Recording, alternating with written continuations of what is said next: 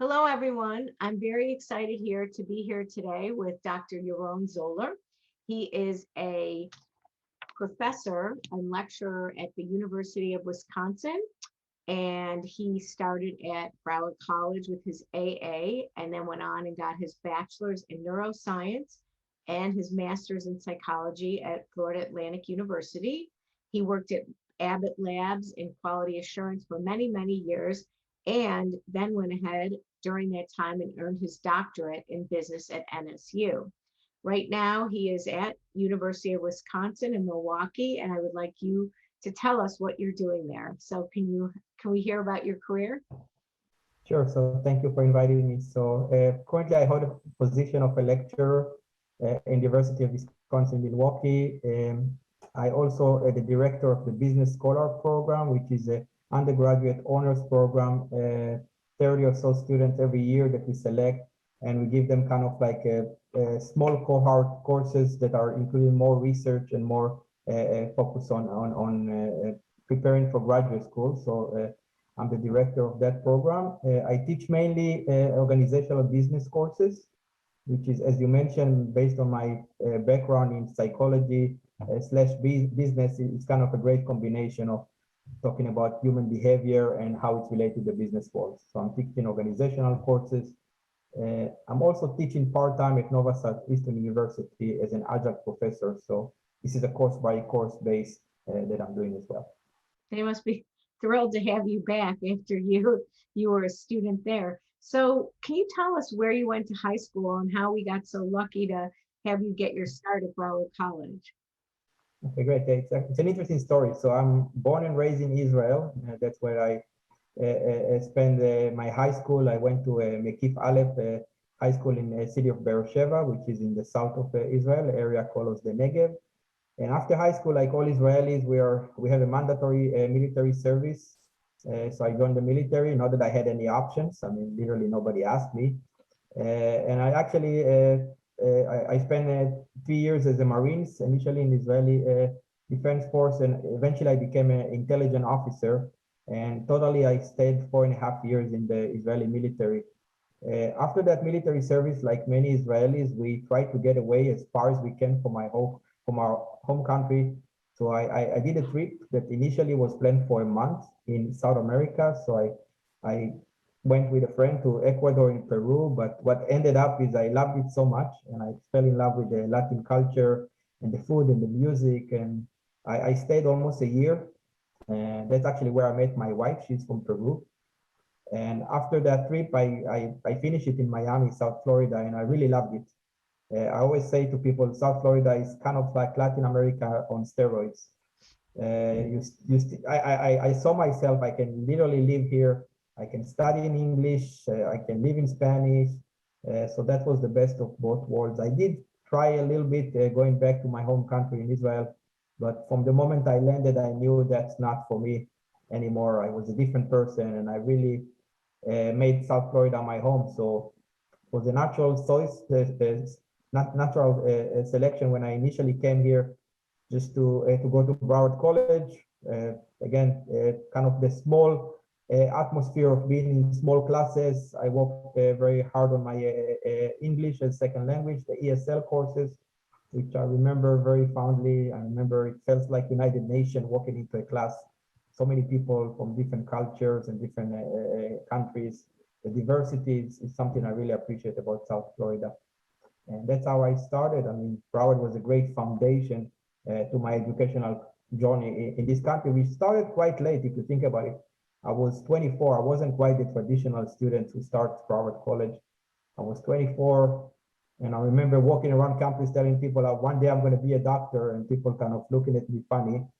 And I think I kind of, through my journey, I was able to use Broward College and take advantage of that great opportunity to start my journey there. Yes, and you definitely made that dream come through, especially doctors in business administration, which is not an easy doctorate to do. So congratulations on that. So what was the best advice you were given? It sounds like you had a variety of things as you grew up in different cultures and different places you live. What was the advice that you were given that was able to have you be so successful?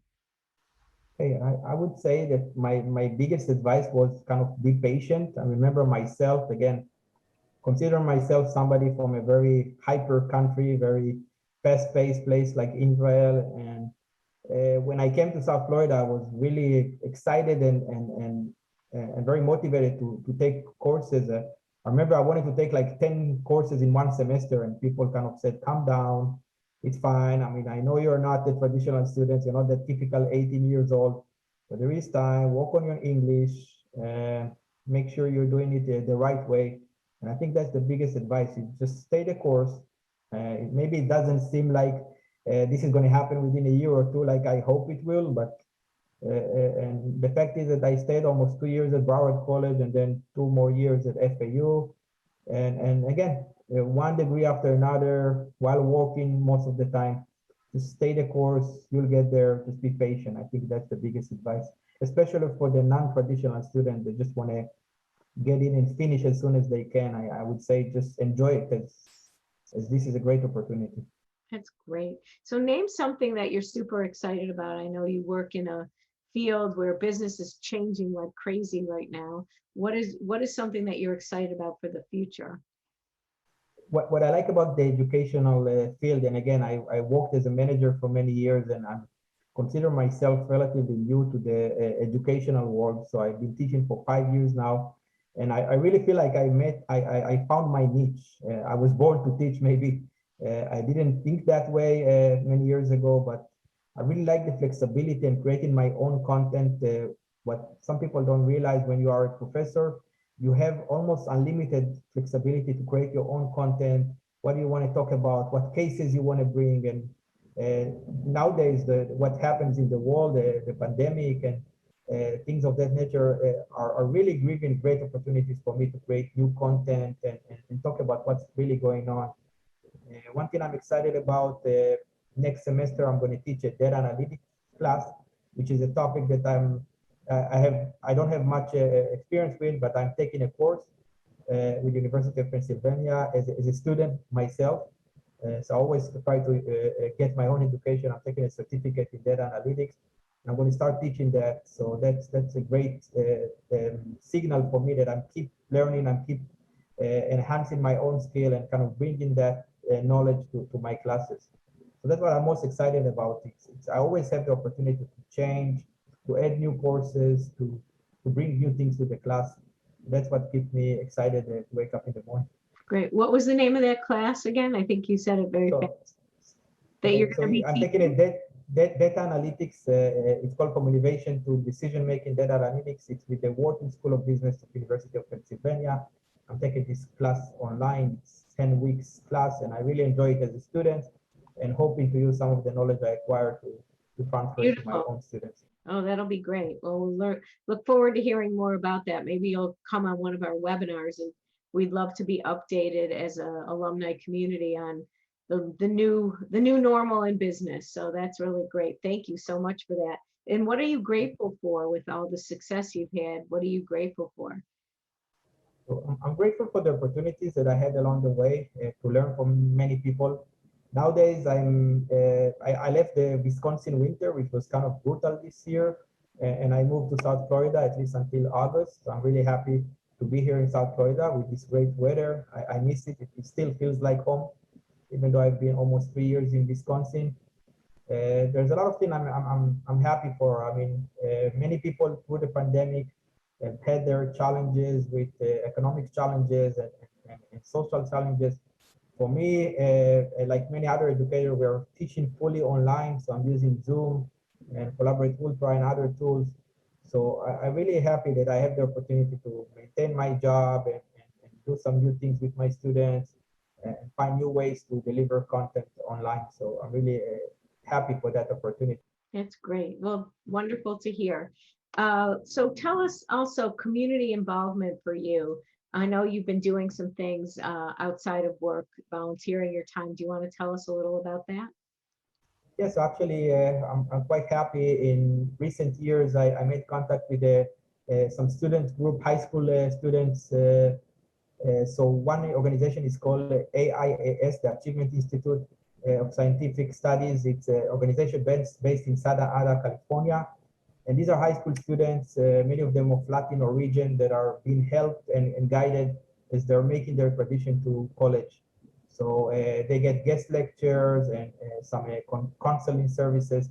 And what I do with this organization, I've been given 3 different occasions of a guest talk. So I'm talking about business topics and answering some of their questions, and trying to do it without the teaching kind of flag waving above it, but more like a conversation about business and the business world that we talked about. For example, what's the difference between a manager and a leader, and what is a group versus a team. And last week I gave a talk about stress and how can you make stress beneficial to your life and take advantage of it.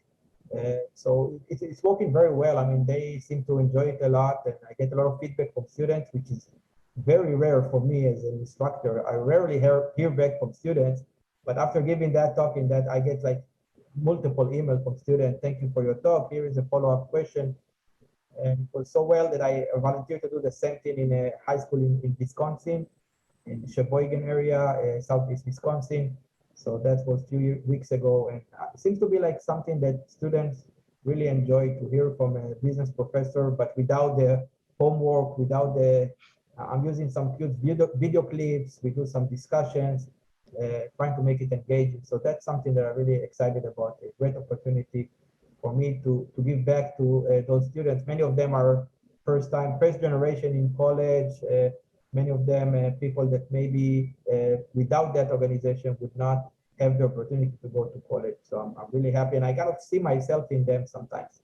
I was there, I was like you, like them, international students who's kind of trying to find his way in the world. So excited to that's great. Yes, you probably are very inspirational, and also the expression, you don't know what you don't know, you're able to get them in a path and give them direction. So that is really, really exciting. So what other words of wisdom do you have? What advice would you give, putting yourself in someone else's shoes that may be watching this, not familiar with the language, thinking about going to Broward College and the road that lies ahead? What advice would you give? If I was back 20 years and kind of talking to my young self, I would say just believe in yourself, believe in your way and your path.